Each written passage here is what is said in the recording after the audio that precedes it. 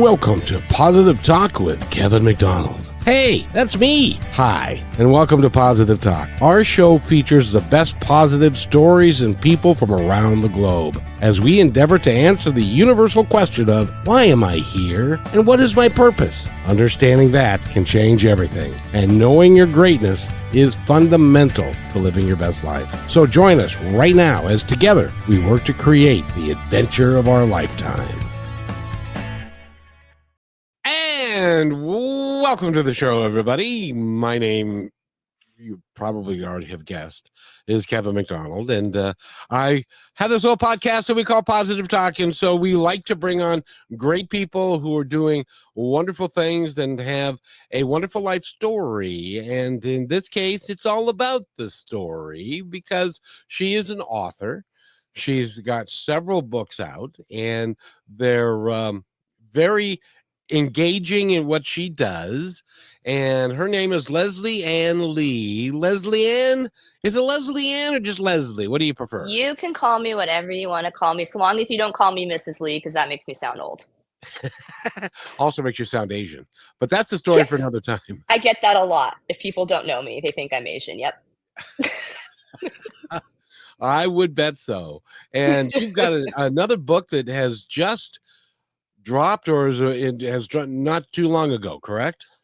Dropped last year, last October, and then I've got another one that's out, that's due to be out this coming October. So I'm right in the middle.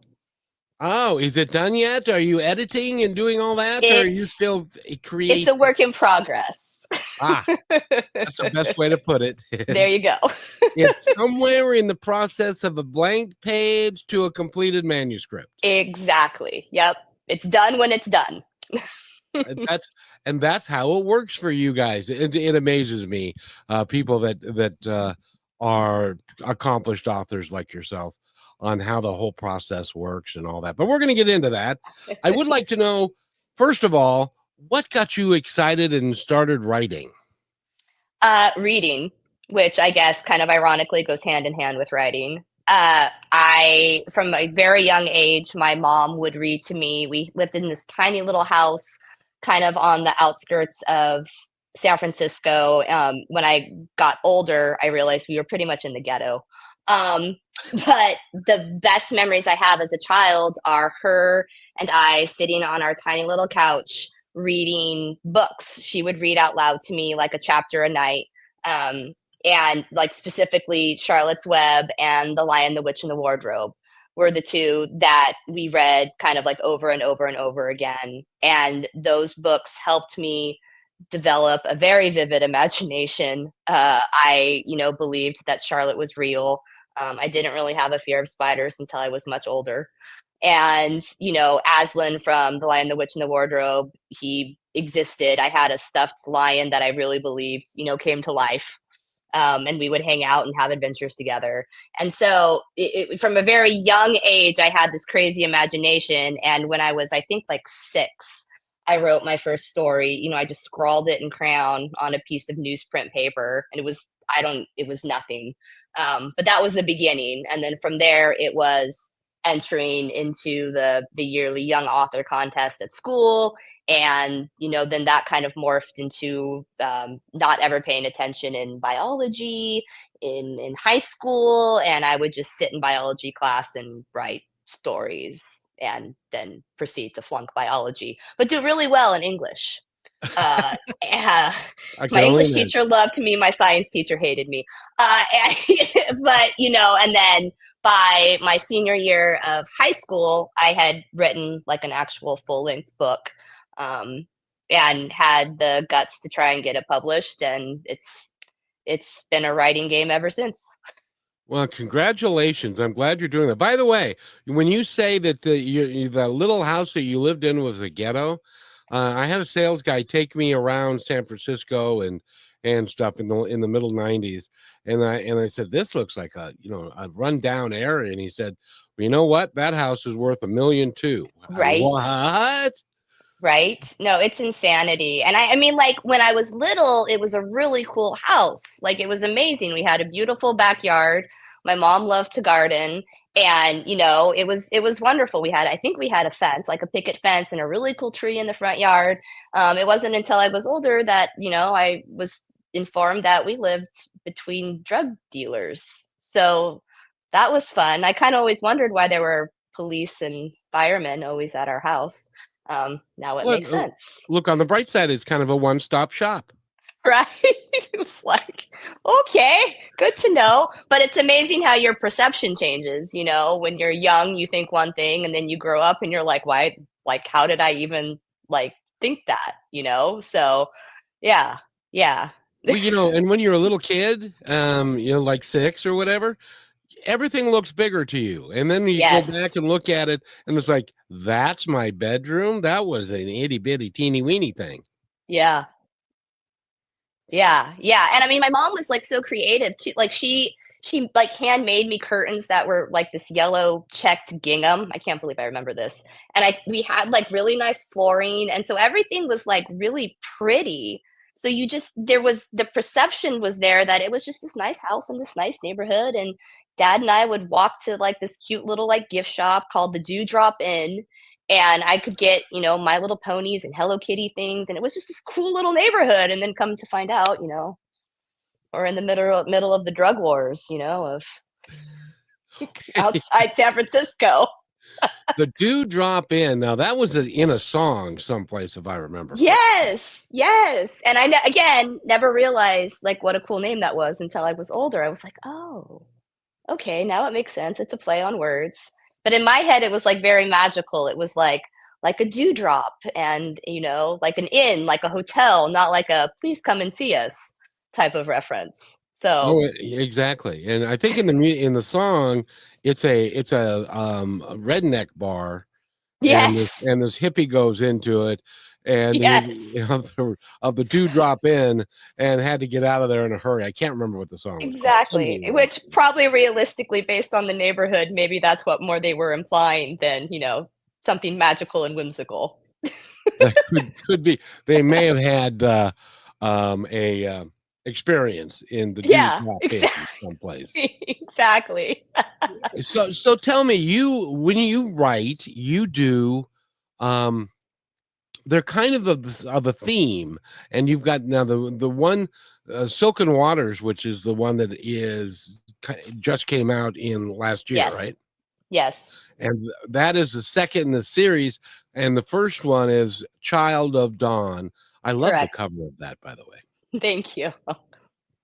And did you create that yourself, or was that So when I started writing the series, the Legends of the Veil series, which is what the whole cumulative thing is called, AI became a thing, and I I hate AI and I love it at the same time because it's stealing my job in a sense, which is writing. Like you can just type in a prompt now and it's amazing what it will come up for you. But before AI, I was always going on Pinterest to find images that would kind of inspire me,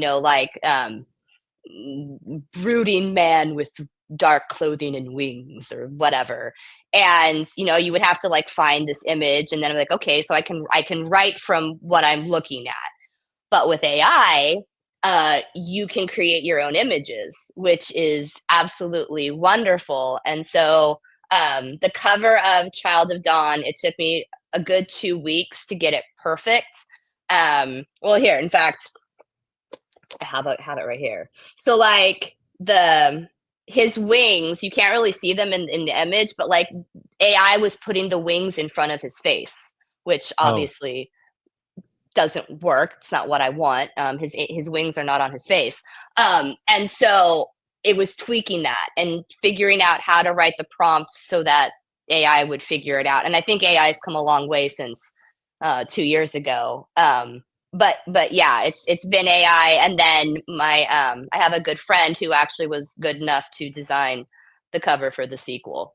So that was pretty special. Speaking of AI, what do you think the future holds for the creative arts, writing, screenplays? Do you think it's going to change dramatically, or is the human the human element going to win the day? I think it's kind of like up to the industry's choice. My friend and I were actually talking about this morning over coffee. It because he's a filmmaker, and so both of us are kind of sitting here like literally like our livelihoods are kind of on the line because you don't really need us in order to create anything. But I think there's something really beautiful and organic about the whole process, and there's a love of it, and I'm hoping that the industry, Hollywood and the writing worlds of creative authors, we kind of bind together and say, you know what, like, yes, the computer can do our job, but you're not getting the heart and soul behind it, and the input that a human mind can give something is not something that can be replicated. So I mean, I think it's a good tool. It's definitely helped me at times. Like if I have writer's block, I will type in a sentence and I'll be like, okay, so give me a description of this, and AI will create something for me. I'll be like, it's a really good idea, and then I can expand on it. But I mean, I don't know, like to give it all over to artificial intelligence is just it's selling the world short, you know? Yeah, it's amazing to me what it can do, and it seems like it almost has an imagination on its own. Yeah. Yeah. No, and like it, and also I've only recently started to like mess around with Chat GBT, and it adapts. Like it will take what you have written in a previous session, and it will remember that, and it will adapt what you write like presently. It will take the knowledge from like a prior session and put that into the current session. It's crazy. So it's not only like writing to your prompt, it's processing and learning from you and growing from like its interaction with you, which is really trippy when you think about it. It's beyond trippy, Yeah. Yeah. because it's in your computer, and Yeah. suddenly it like Yes. it's in your head. Yeah. Yeah. Yeah. It learns your style. It learns to predict your I mean, it's just really creepy. It's really sci-fi, and I don't like it.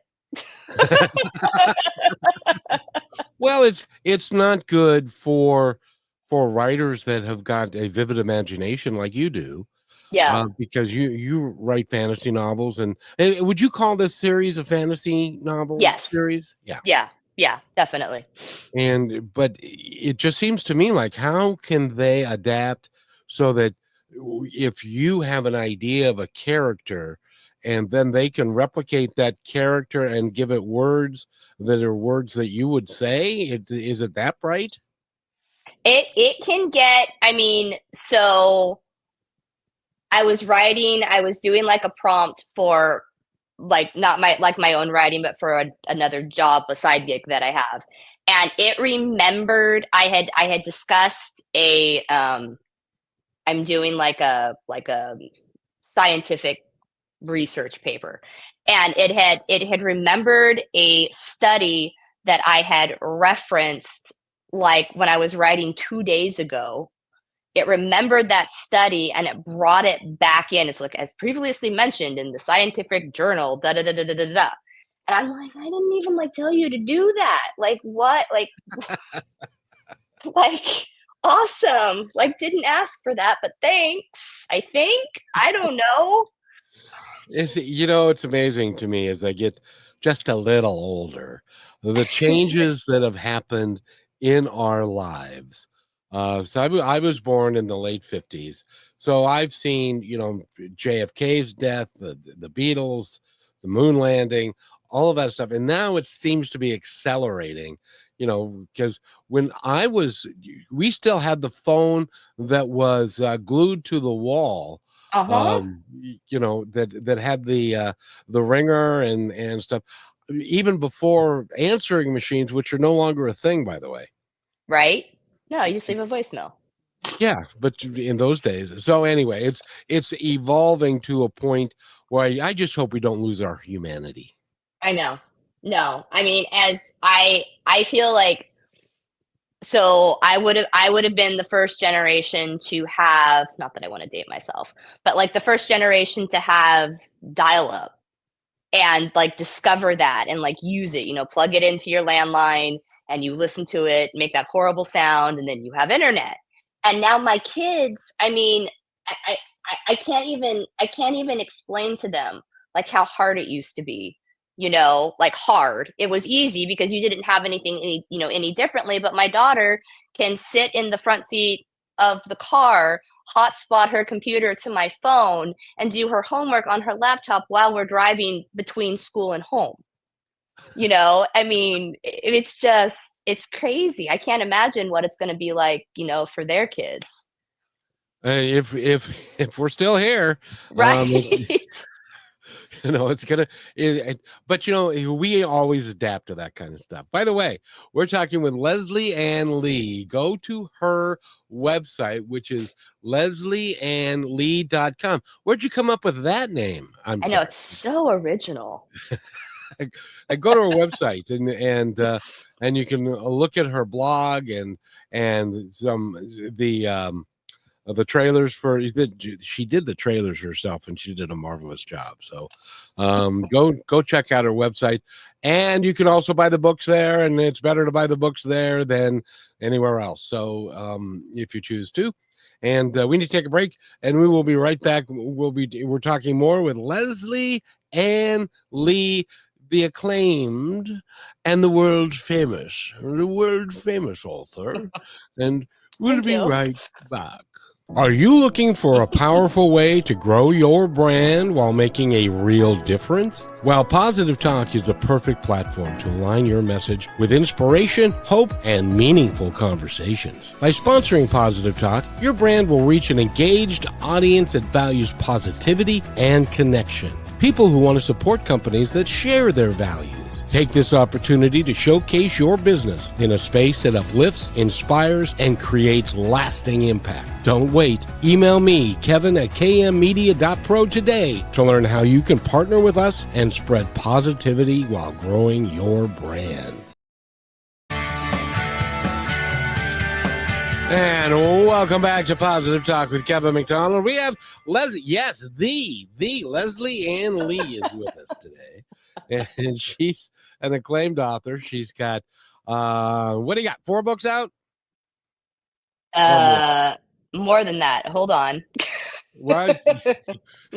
I can't look on your shelf, so I'm no. Okay, hold on. So I have The Rock and the Wind, which is historical fiction.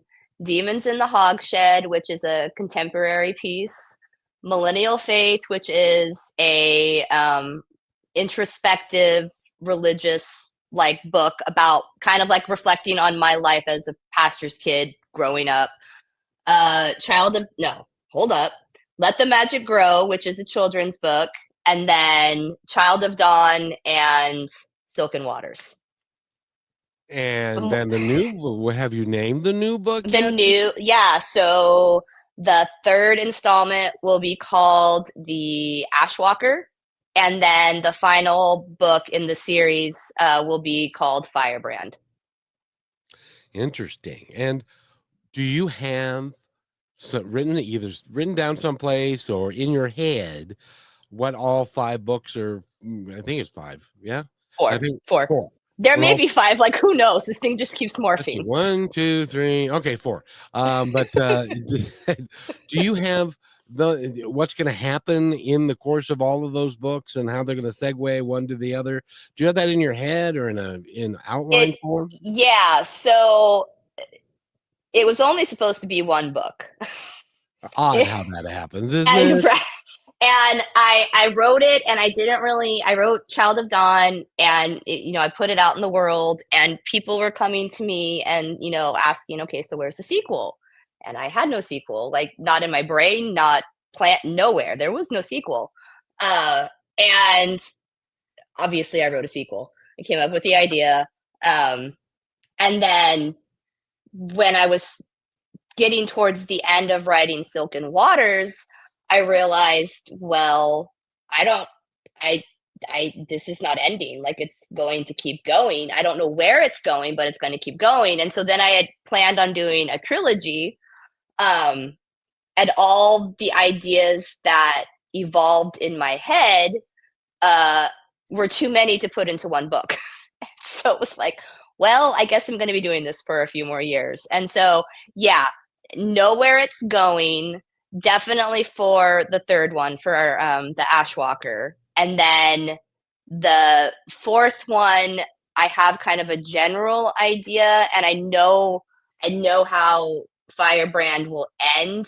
I'm not quite sure I have like the first part of the fourth book all planned out.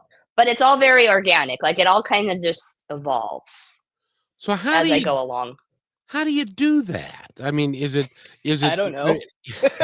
I mean, I've talked to a lot of authors, and they tell me that one of them says that she got a message at 4 o'clock in the morning that she was supposed to write, so she wrote 10,000 pages in 18 months, and she turned that into 4 different books.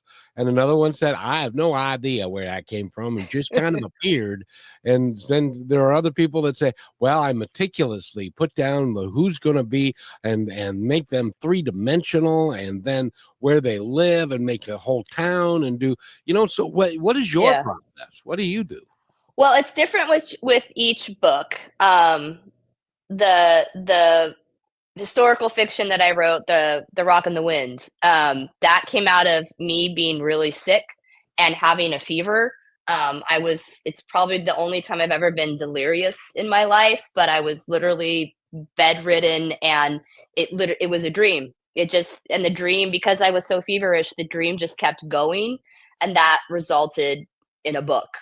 Um, this series kind of came out of me reading the story of Beauty and the Beast to my kids. We were homebound in the middle of COVID, and I read this great version that's illustrated by an illustrator named Mercer Mayer.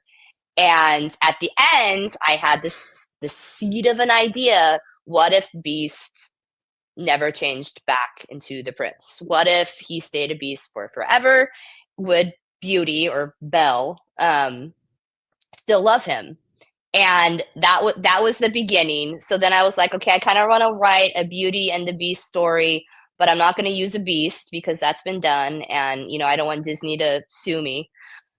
So I turned to like something that I really love, which is vampire lore. I don't live in a cave. I don't have fangs. I just like it from a literary standpoint. So don't freak out. But I've always been fascinated with the story of Dracula, and the how Bram Stoker wrote Dracula, and the source material that he used to create this figure of Dracula, and how it's just kind of become a cultural, ethnic, historical kind of thing. It's not just like this scary horror creature that's put into movies, now. Like, it's just kind of like morphed into all these different things. And so I knew I needed a vampire in my story. And then I thought it would be interesting to have kind of a direct opposition to a vampire, which vampires are all dark and night, and kind of, people think they're kind of gross and horrific. And so I thought, okay, what would be opposite of that? Well, all the elves that are in most literature and movies, they're all happy and golden and glistening, and they wear the pretty clothes and everything. So I put elves in, but the twist in Legends of the Veil is that the vampires aren't always bad and the elves aren't always good. And I kind of liked playing with that idea. And it comes up quite often in the series, that what is perceived to be good and, beautiful is sometimes dark and ugly. And what you think is dark and ugly is sometimes good and beautiful. Kind of like, So, life. yeah, really. Yes. And I try to Especially since I started writing the series during COVID and in the middle of just all the chaos our nation was going through back then, and still is. I really try to, even though it's a fantasy, I try to put relevant contemporary themes in the writing. Like what is always good is not always beautiful and vice versa. And it's a reoccurring theme throughout the series. The hero is sometimes the one that you think is the least likely to be heroic. Well, and that is, I'm glad you're doing that, because that really is what life is about, and Yeah. especially the human animal. We come up with some of the darndest things that we Yeah. think and do. It really is quite remarkable that we do that to ourselves. But Right? you know, because I've met some people that I said they're really cool until they weren't. Yeah. And I met some people that were like, I don't know about this one, and then they came up with something phenomenal. Yep. Um, Yep. it just amazes me, and I don't know where it comes from, but I kind of got an idea, but I'm not going to go there. But I want to, because I've done 940 shows Congratulations. or so. I can't keep it track because it's like it was more today than it was yesterday. But in any event, we have never, not once, ever talked about vampires, Well, there you go. how they work, and it's awesome to run into somebody who obviously, Brian Stoker and his work, and you've done some research on vampires and stuff. Now this is what I think I know. So tell me if I'm wrong. First of all, they stay up at night. The sun is not good for them, so they drink blood, and you can kill them with a silver bullet, or is that the vampire? I'm sorry, That's the werewolf. the werewolf. The werewolf, I sound like such a geek right now. The werewolf is the silver bullet, and then I guess apparently, and I only learned this recently, if you use silver nitrate, apparently that's even more deadly than a silver bullet. I don't know what the difference is, but I was informed of that. So there you go. When you need to kill a werewolf, if you ever run into one, be sure you have silver nitrate, which I don't even know what that is. That is so funny that somebody So actually made the distinction between a silver bullet and silver nitrate. Like, the werewolves, they're a real thing. Did you ever see an American Werewolf in London? That is a real thing. I'm telling you that right now. it's a historical account, really. This is an historical novel or movie. Then, Yeah. that is so funny. No, you got it all wrong. It's not a silver bullet. It's silver nitrate. That's what gets in there, and that'll get them. Either or. And so, is it the stake in the heart? It's a stake. It's a stake in the heart. It's the chopping off the head. Garlic is like, but then the thing is so that's like your traditional vampire lore, like this will do this and this will do this and you can do this and yada yada yada. But then like as time has gone on, it's really kind of morphed and changed to almost whatever the writer wants to say about the vampire is legit. So like for example, fan of the Twilight books, not the movies. I was gonna say that I haven't seen one of them. Like, let's be specific. Not that I mean, I love. Oh, what's his name? I can't remember the guy's name that played Edward. Whatever. He is morphed into a really really good actor. Those movies, we could talk for a whole show about those movies. The books are fantastic. In those books, Stephanie Meyer wrote them that they could be in the sun, but they couldn't go into the sun because then their skin would glow and everybody would know, or sparkle, and know that they were vampires. So that's why they kind of like stayed out of the sun and lived in Oregon where there is no sun, usually. So all makes sense. So it's kind of like an evolutionary process. I mean, my vampires, there there's no, yes, they need blood to survive, but they can be out in the sun. They're warriors, they're pirates, they're basically your average person minus the fact that they need blood in order to survive. And that's my own interpretation, like to each writer or creator of a vampire, whatever. Anne Rice had her own interpretation, and that one is amazing and will live on for forever. So Well, that's kind of cool that you can take something that is well known as a vampire and then get creative with it and to make it a little bit different and to give it your own branding. I wanted to ask you because you mentioned the Twilight movies, which are different than the books, and your okay. books could very well become a miniseries. And so I when we like the come, way you segued that. Good job. thank you very and it's my profession. And but when we come back from this break, I want to delve into that a little bit because how will you feel when somebody takes one of your books and makes a screenplay and then the director gets involved and the other writers and stuff and your screenplay looks nothing like the book that you wrote, because that happens a lot Uh-huh. in the works that people do. So when we come back, we're gonna talk about that and to see what kind of ownership she has to that's mine. You can't mess with it. So we're talking with Leslie Ann Lee, and we will be right back. Please stay right where you are. You're listening to Brushwood Media Network, the best in syndicated talk, news, and entertainment shows.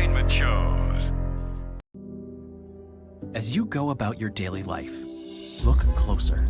As you gather with family and friends who love and support you, look closer.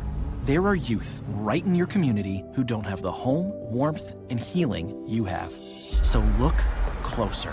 Every year across America, a staggering 4.2 million youth are homeless or trafficked. And for 50 years, Covenant House has worked relentlessly to keep them safe and protected.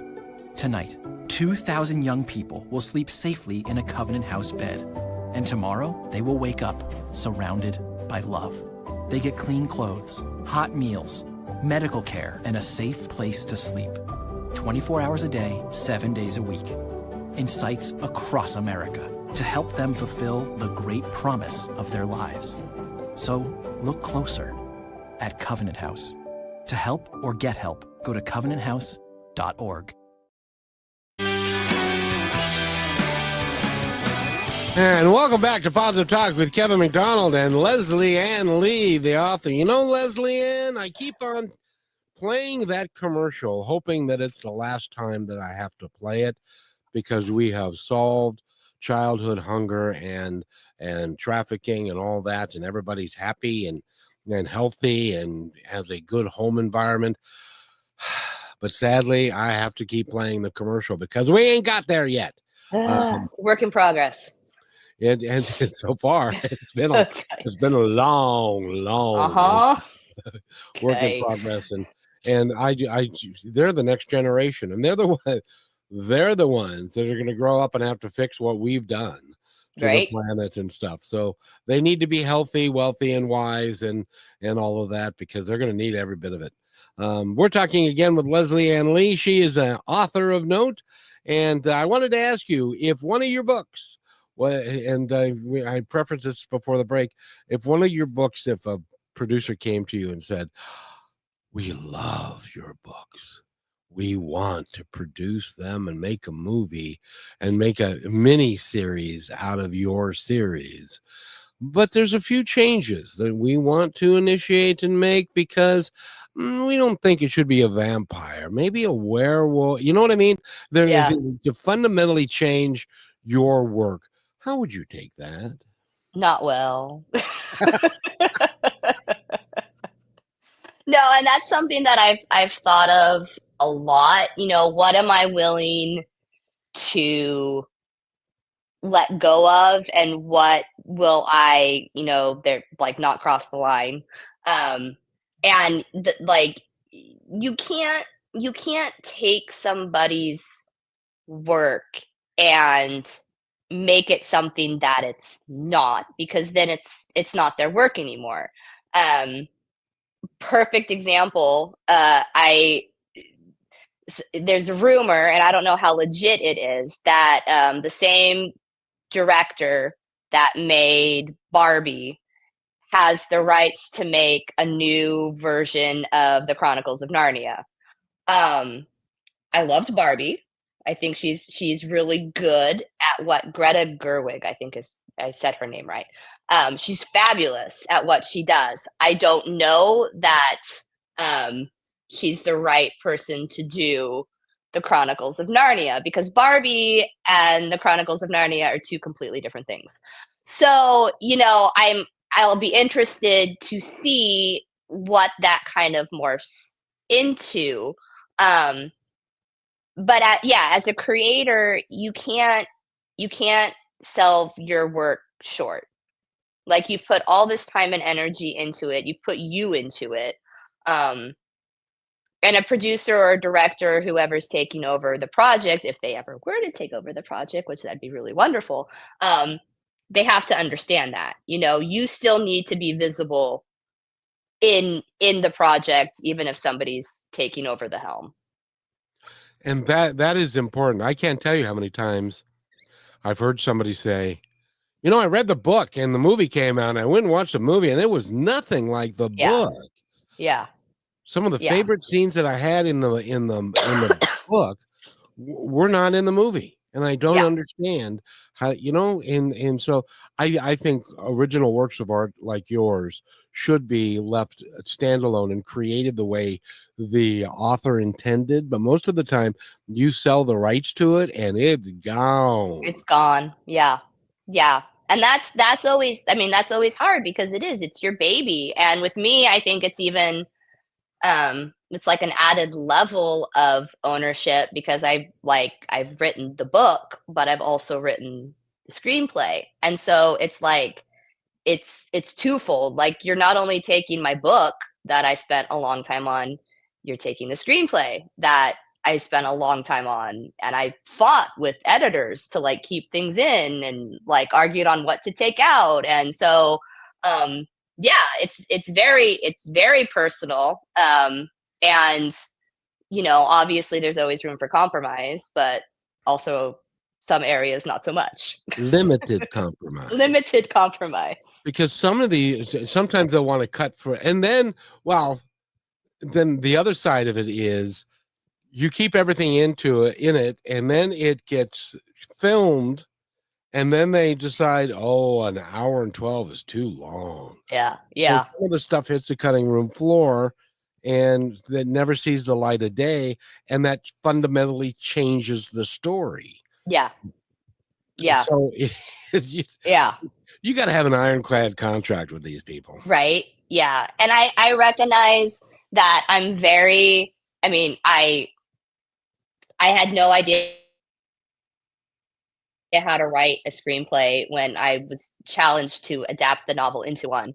And so I had to learn, and it was a process between learning how to format it and write it, but then also having different editors come alongside who were experts in screenwriting and saying, okay, when you're a book writer, everything is description. The more you put on the page, the better chance the reader's going to catch your vision. Well, when you screenwrite, you take everything out, and you just everything is just cut down to the bare minimum.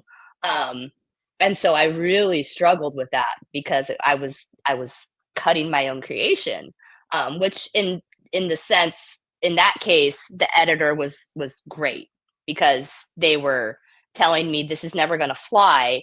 If you put this out there, nobody's ever going to pick it up because it's too long.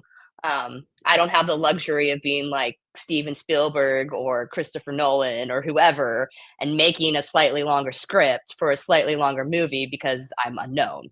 So I have to comply. So that was a challenge, was cutting scenes and cutting characters and changing things so that it made sense, but it was still shorter. It was quite excruciating. Oh, I bet. Now, I've been told that the average screenplay needs to be about 100 to 110 pages. Is that is Yeah. that right? Yeah. And to like put it in context, the very first draft of the screenplay was 220 pages. So, but I cut it down. The guy was brilliant. The guy who I had one editor, and he was horrible. And so I fired him without even like really firing him. I just like cut him off. He was horrible. I swear he put the manuscript into like an AI program and tried to like just have it generate a screenplay because it didn't even make sense. So I found another guy who was actually living in Germany, and he was great because he had that great German personality of just like, we're just going to be ruthless. We're going to cut. And like, I would come back and I'd be like, but I really like this part. And he's like, no, going.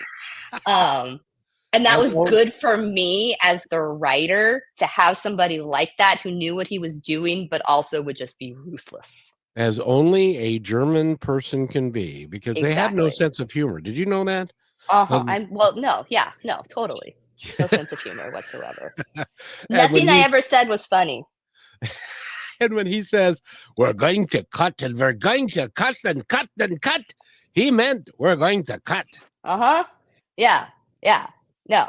There was one scene where like he literally so the main vampire in the first book they're not like the wives like Dracula had, but they're more like they're elves who are obsessed with him, infatuated with him. And so because they've left their kingdom, they're not dying because they're elves, but they're basically turning into like living corpses.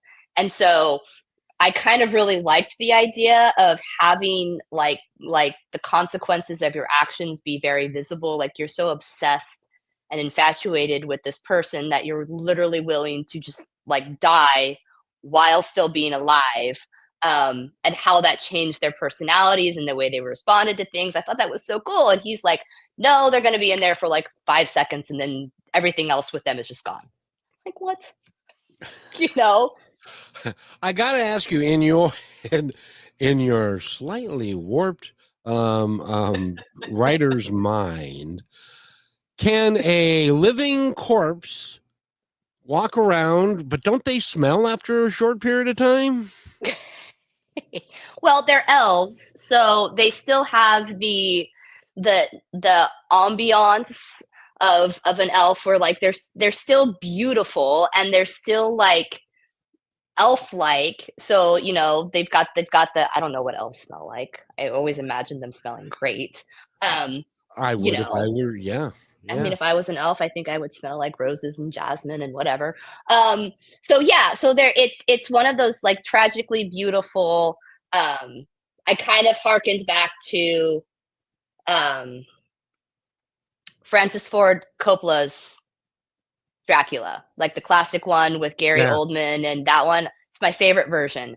And the vampire wives in that, even though they're in it only briefly, they're absolutely stunningly gorgeous. They're absolutely sadistic, but they're literally The Walking Dead, and so creepy but beautiful. And so that's kind of what I was going for. It sounds like you're talking about my ex-wife, but I don't know that for sure. I hope she's not watching. Are you kidding me? That's funny. That's funny right there. I don't even know that she even knows that I do. I was married for 24 years. I don't even know that she knows I do this. Because she doesn't pay attention. So anyway, but by the way, we were talking with Leslie Ann Lee. Go to her website, please. LeslieAnnLee.com. I still don't know where you got that the domain from. That's pretty. It's going to remain a mystery. Pretty inventive, actually. I know, right? So we need to take our final quick break. Relax, everybody. It's only 30 seconds. So we'll be right back with Leslie and Lee. And I want to talk more about the the upcoming book and her writing style, and she's a delightful individual. You could do what I do pretty easily. So you could have a writer's podcast. How about that? Ooh. Yeah, and I'm only going to charge you $5,000 to do it, and we'll never mind. I'll start selling books at a higher rate. Exactly. We will be right back. Last week, Brandon met a girl on a dating app. One day after work, he finally found the courage to ask her out. No answer. He started to panic. Was he being too pushy? Maybe it was too... Hey, sorry I didn't respond. I was driving. I would love to go on a date. How does tonight sound? Brandon tried to play it cool, but inside he knew. A girl so smart, so responsible. She must be a keeper.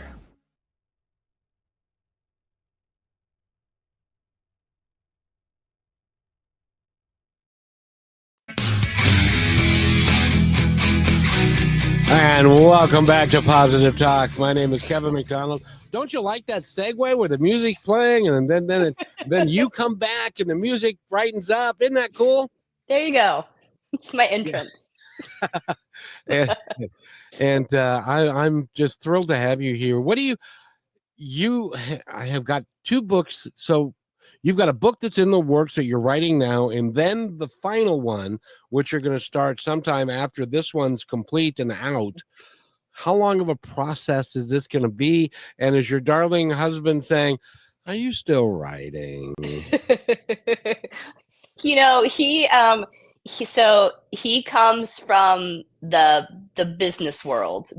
He's a I don't even know what his official title is now. I think it's like chief financial officer or something like that. So he's from the tax, business, accounting realms, and he has no understanding whatsoever of which I don't blame him for, because I don't understand taxes or bookkeeping or whatever he does. So we opposites attract, and it works. He just kind of smiles and nods. But that's the way it is with a lot of my friends. They're like, they've known, I mean, I've been a writer for forever, so they kind of just are like, yeah. And they support me in their own way. They don't always get it, but they do. They're very supportive and very loving. And so yeah. And then what was the the whole process for the next 2 books should take about 2 years. I'll have the Ashwalker done by this coming October, and then have Firebrand done by the following October. I try to always release in October, because vampires and Halloween, and it's in time to buy it for Christmas, and so that's usually the plan. A fine plan it is too. Because, and then have you thought about what you're going to do after that? Is there another series? Is there? I have no idea. And that's the way it usually is. I never thought I'd write a series. I never thought I would do a fantasy. So this is a whole new journey that was only supposed to be a year, and now it's morphed into 4 years. It's just, but I kind of wait for the next thought to come and just go from there. I talk to a lot of authors and musicians and creative people, and all of them say at one point or another that things just come to them. Yeah. And they just show up. And I keep asking the same question. Where do they show up from? Is it your intuition? Is it your imagination and combined with your intuition? Does it come to you at night? There are people that tell me that they get what they call downloads, or they get information at night that they don't get during the day, or if you're in the shower or doing stuff like that. Where does it come? Where does these ideas come to you from? Sorry. I know I've been given a gift. I know this isn't something that everybody has. You use my husband as an example. He can do numbers in his head backwards, forwards, upside down, all day, every day. and do it flawlessly. I could never do that. My realm of gift is my writing and my imagination. And so I know I've been blessed with that. I know that that I have something that I need to be responsible with. And I've learned, I think I've learned as I've gotten older that when you're given this ability, this imagination that I have, where I can just create, I mean, it's one thing to write historical fiction or a contemporary piece. It's another thing to create a whole universe. Um, Yeah. and I've been able to do that. And I recognize that that is something that not everybody can do. And I don't take that lightly. I think some creatives may just think that because they have a talent they should be celebrated, or people should think they're just amazing. And I think I have to earn that. I think I have to use my gifts and my abilities responsibly. One of my favorite lines is from, I think it's Spider-Man, where, or maybe it's Superman. I don't know. It's some superhero movie where they're told, with great privilege comes great responsibility. That's Um, Spider-Man. Spider-Man. Okay, Uncle Ben says it, I think. Yeah. And I've always kind of like taken that to heart. Like, I have this privilege to create things and to use my mind to make these worlds and these stories. Um, and I need to be responsible with it. And I need to um, kind of utilize my storytelling to not only create like a great story, but also give the world a message, whatever that message might be. Like in the Legends of the Veil, it's whatever what is light is not always good, and what is dark is not always bad, but also you know um, inclusion and being different is okay. You don't have to look like everyone else or be like everyone else. And um, when I started writing Legends of the Veil, that wasn't my intention, but because I started writing it in the middle of COVID, and um, the Black Lives Matters movement was going on, and the Me Too movement was going on, and all these things around me were, like the world was just shifting. I kind of came to realize that I needed to kind of put that in my writing, that it's okay that we're all different and we're all absolutely insane and nuts, and we don't have to agree with one another, but we do have to love each other. And so that's probably like the greatest burden I have as a writer, is I don't want to just create this fluffy cotton candy world. That's an escape. I want that. I want people to sit down and kind of like be able to leave the world for a while and get lost in the veil. But I also want them to like kind of learn from the experience as well. It really is important. And by the way, because it has a message, it has resonance, and it will last Yeah. a lot longer than a fluff The piece. plan. and by the way, I think wondrous diversity is awesome, because if we didn't have people that could crunch numbers really well, or be a architect and build buildings and do all be an engineer. I know a bunch of engineers. They have got zero sense of humor. They Yeah. don't. They take everything literally, and it's like, I'm not sure I know what you mean. But it's great to have that. There's so much diversity in the world, and Yeah. then when you want to take a break, it's fun to have someone like you who can put down on paper your imagination and your vision, and that they can then create a movie in their head based upon what you write. That's a pretty cool thing right there. Yeah. Yeah. That's the goal, is to like yes, recognize that I am not like my husband. I am not like my friend who works in healthcare, or my friend who's a doctor, or whatever. Like I'm not them, and I'm totally okay with that. Like, I don't want to be them. I want to be me, and I want to use my creativity to help them, leave the world that they exist in most of their lives, and give them another one. Not that it's a better one, but it's a different one. I imagine some of the conversations that you have with your husband are remarkable to listen to.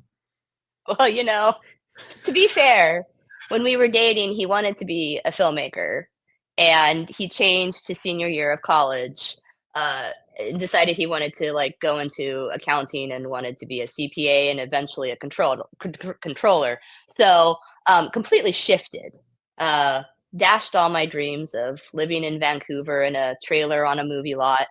But it's fine. It's not why I married him. So, Well, so whatever. You got a couple how old are your kids, by the way? So my daughter just turned 13. I'm sorry. Hi, Amberlyn. And my son will be 11 in May, and he's currently homesick. So he's being very kind and letting mommy do this interview and not bothering me. Well, tell him I hope he feels better soon. And as far as your daughter goes, I hope she gets through the teenage years quickly and easily. Yeah. Lots of luck and prayer. And by the way, again, we're talking with Mommy Leslie Ann Lynn.